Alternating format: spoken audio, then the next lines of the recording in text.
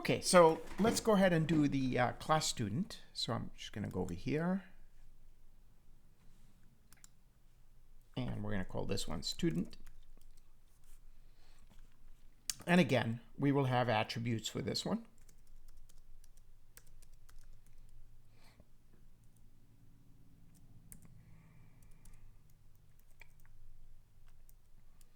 Some form of constructor if needs be.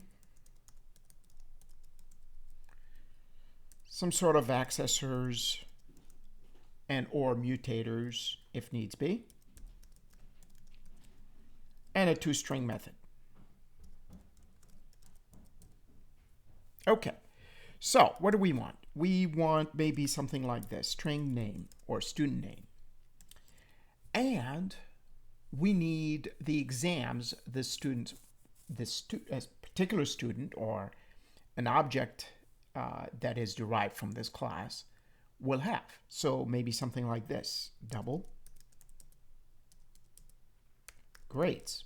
Now notice I did not set the size of the array at this stage, right? Because this array right here does not exist until you build the object. So we're either going to do it in a constructor or some form of mutator where we can actually set the value of the array or the size of the array at that moment.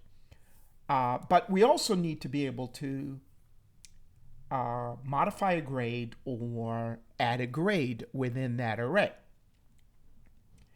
Now, what we will do is we will have an add method that allows us to enter the grade into grades. If we're going to do that, and instead of passing an array back into the, as an internal part of the object, then we're going to need to monitor where are we in the array as we enter those grades. So maybe something like this, int, and let's call it counter. And we will use this to track the last grade in the array grades. So we'll know we're there. Okay. All right. So how can we build this object eventually? Let's leave that for a minute. Let's go ahead and look at some of our mutators. Let's have one that sets the name and one that will add the grade. So we're going to do something like this. Public void set name string name, and we're going to assign that name to this dot name equals name. Okay. All right. So how do we add a grade? Well, one thing about this is that we need to know where we are in the array to be able to add the grade right there and then. Now, the moment we build the object of type student, then we would like the counter to be at 0. So let's go over here at the constructor level.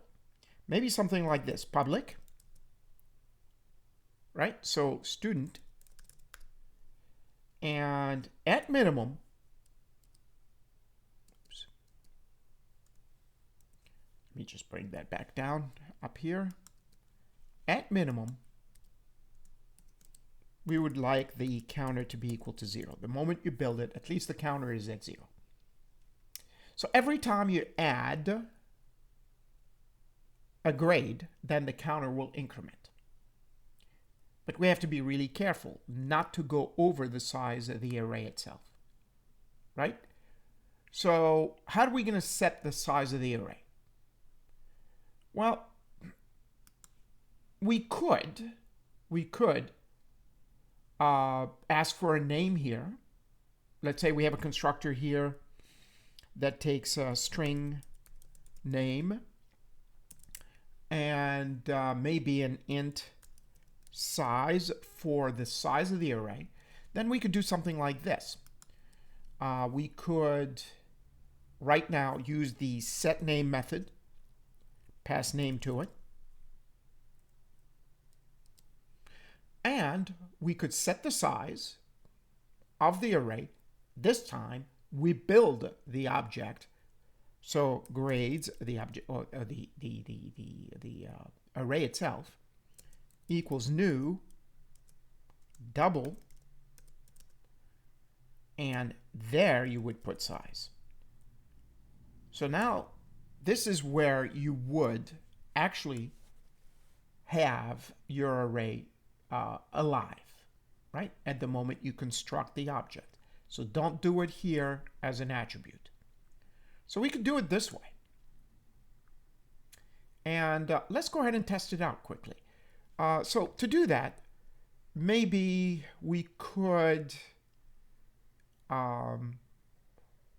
with a toString method or some sort of an accessor, print the student name. So we could do that. Or so we could do here maybe public, just to test it out, string get name, and this will simply return name. Okay, so now let's go ahead and create a student test. So let's go over here. We're going to do a student test driver.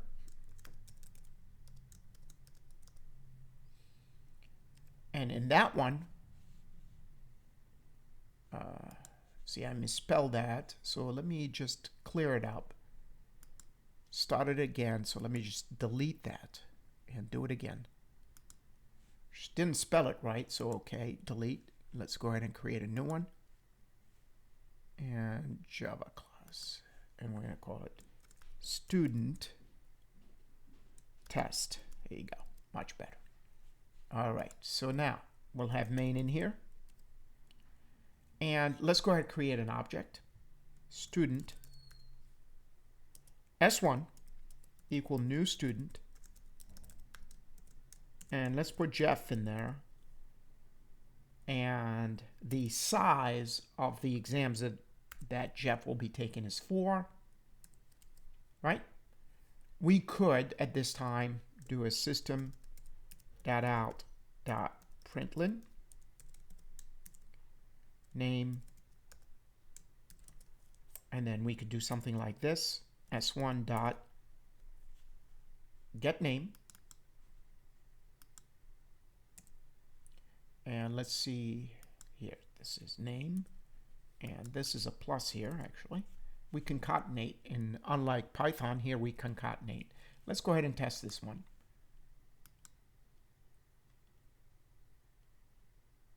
It'll take a second here to run, and voila. So name is Jeff, and Jeff has 4 exams. So at least we know we could set it up for that. Now we're going to be doing some modifications in terms of the mutator. We want an add method. So public void add, let's call it add grade, and it will take a double grd or grade. And we're going to be adding that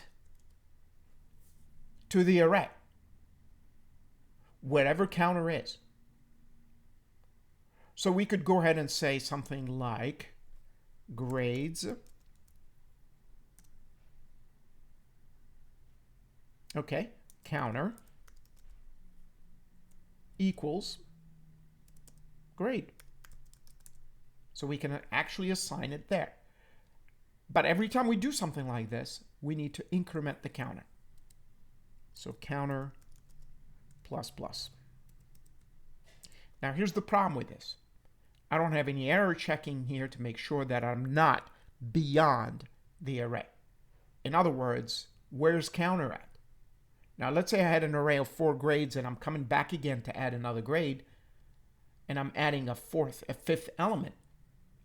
Then this program will crash. But at this stage, in its simplest form, this will work to a certain point. So you have to be really careful. We're going to come back and tighten up the design. So let's go back to here. and add a grade for S1. So S1 dot, and we're going to add grades. And let's say we have 98.1, right? So if I run this and I run into issues, runtime issues, then we know something went wrong. And notice we're good. So can I do a fourth grade? S1 dot add grade. And let's say we have a 95.3 or 4, doesn't matter. And let's do S1 dot add grade. And let's say we have an 88.5. And let's do S1 dot add grade. So we're adding these grades in here. Let's say 70.0. Let's run it again the way it is. So I've maxed out the size of the array. Okay, so I'm not seeing any errors. So now let's suppose I go beyond that. Let's see what would happen. And I'm going to put an 80.0. Let's see what happens here. And there you go. So this is what you need to worry about. If you're going to go and add an extra grade beyond the 4 allocated, you're going to run into this issue. So we're going to have to fix this internally within the object as we add grades to make sure that we catch this and not allow the incrementation of counter beyond the size of the array. Okay, so we're going to be fixing this issue next time we come around. I will see you again.